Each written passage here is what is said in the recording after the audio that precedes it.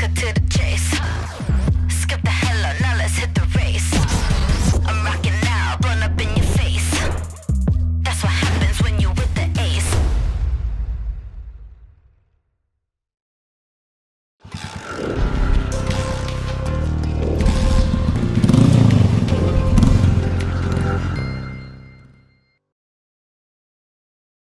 Et salut Cyril. Salut Benji, ça va? Ouais, écoute, toujours un plaisir de te retrouver.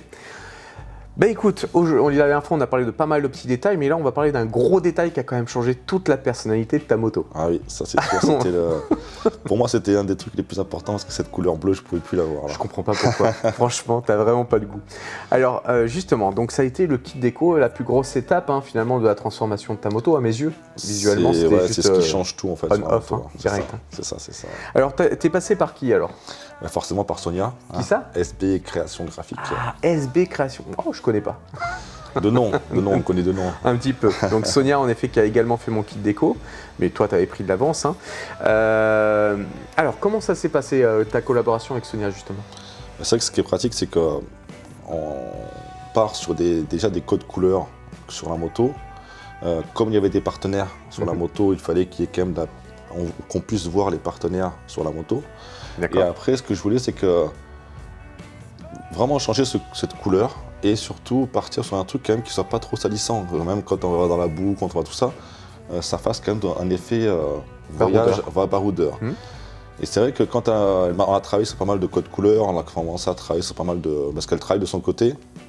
Et une fois qu'elle a des idées, elle commence à nous envoyer du coup des gabarits, des patrons, ça, de ce que ça peut donner. Et à un moment donné, c'est vrai que elle m'a envoyé cet esprit un petit peu sable, un peu ce jaune un peu sable, avec ces traces de pneus sur le côté, devant, tout ça. Et j'avoue que je me suis bien projeté avec toi, je me suis dit ça pourrait être sympa. Et donc après, quand on part sur une base, après on finalise. Oui, tu peaufines les choses, tu vas dans les détails. Les couleurs, les logos aussi, forcément, parce qu'avec Epco Becker, il fallait vraiment que les logos soient bien visibles. Donc on l'a mis sur le bras oscillant derrière, on l'a mis sur le côté pour vraiment bien le voir, sur la tête de fourche devant. Et ensuite, voilà, c'est vraiment le choix des couleurs. Et puis une fois que tout est OK, ensuite on l'envoie à l'imprimeur.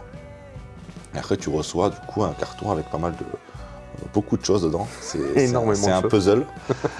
Là, après, tu fais « Allô, Sonia ?» C'est le moment. Parce que là, clairement... Après, il y en a plein qui le posent. Je sais qu'elle les envoie dans toute la France. Ah oui, bien sûr, mais moi, je me sentais pas de le faire, par exemple. Je me sentais vraiment pas du tout capable de poser ça sans faire de bulles et sans faire une catastrophe. Tu as eu raison. Donc, alors, pardonne-moi, je te coupe, mais juste, j'ai remarqué une petite chose, c'est que tout l'ensemble est magnifique. Enfin, moi, j'ai trouvé vraiment, quand j'ai vu la moto, la première fois, j'étais vraiment agréablement surpris parce que ça lui a donné une vraie personnalité, et ça, c'est quand même fort. Mais j'ai remarqué quand même qu'au niveau du réservoir, vu que c'est un réservoir en plastique, tu as dû changer, faire quelque chose. Alors, c'est quoi exactement? Alors, effectivement, parce que dans la première installation qu'on voit du coup avec Sonia quand elle le pose, j'ai l'autre réservoir. Qui est du coup la version normale. D'accord. Et donc là, on est sur la même finition, tout pareil. Mais entre-temps, j'ai changé le réservoir, je suis passé sur la service, effectivement. Oui. Et la service est en plastique. Donc la plastique, l'essence avec la chaleur a tendance du coup à faire des petites évaporations. D'accord. Et à créer des bulles. Donc c'était pas possible de garder la même finition. Okay. Donc on est parti sur une finition spécifique pour le plastique. Ouais, il a fallu micro percé, c'est ça? C'est ça, ouais. Donc la texture est un peu différente et c'est surtout qu'il a des petites croix partout. Bon, ça n'empêche pas qu'il y a quelques petites bulles de temps en temps, mais l'avantage c'est qu'on peut du coup appuyer sur les bulles et les faire sortir par toutes les petites croix. Donc c'est vraiment une finition très spécifique pour le service. Ouais, là encore une fois, c'est fort ça. Et c'est parfait parce que il n'y a quasiment aucune bulle. Et du coup, ce qui est bien, c'est que je vois chez tous mes sponsors vraiment devant, ça fait vraiment, vraiment joli. J'aime beaucoup le look que ça donne. Le résultat, ouais, c'est très très esthétique.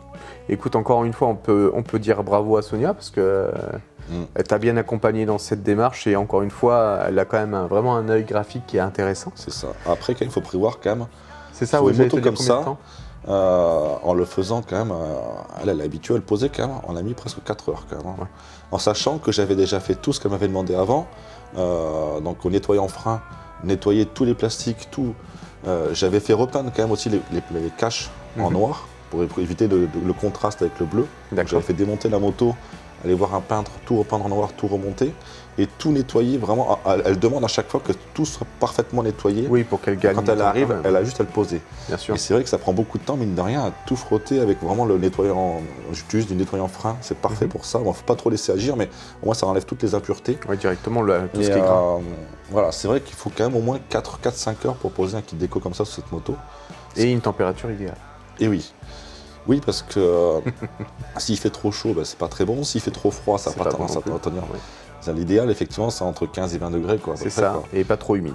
Pas trop humide non plus. Et après, ce qu'elle m'avait demandé de faire aussi, c'est que au moins 2 fois, prendre un sèche-cheveux et repasser dessus. Voilà, repasser tout doucement pour justement que la colle vraiment prenne bien. Donc ce que j'ai fait, et il faut avouer que quand on le fait bien, ça bouge pas. Quoi. Là, ça fait 1 an et presque 3-4 mois. Et un certain nombre de chutes. Et un certain nombre de chutes, oui. Et ça n'a pas bougé, quoi. Clairement, ni au niveau des UV par rapport aux couleurs, parce que là, elle a fait quand même beaucoup on a quand même beaucoup roulé. Oui, et dans des conditions quand même. Vraiment extrêmes, et ça n'a pas bougé, quoi. C'est vrai que c'est vraiment au niveau de la finition, je suis très très content du résultat, quoi. Eh bien, écoute, bravo Sonia. Et Très encore une content. étape de plus pour ta moto. Donc la prochaine fois, on va découvrir un petit peu autre chose. Mais ça, on vous le garde pour le prochain épisode. Oui, parce que comme j'aime bien tomber, vaut mieux. Vaut mieux parler de ça après. Allez, à tout à l'heure alors. Allez, à bientôt. Ciao. Pour clôturer cette vidéo, il nous fallait bien vous parler du prix. Alors, par rapport à la création du kit, il faut prévoir 260 €. Si vous souhaitez que Sonia intervienne et donc le mette en place, il faudra prévoir environ 3 heures de pause, soit 80 € de plus.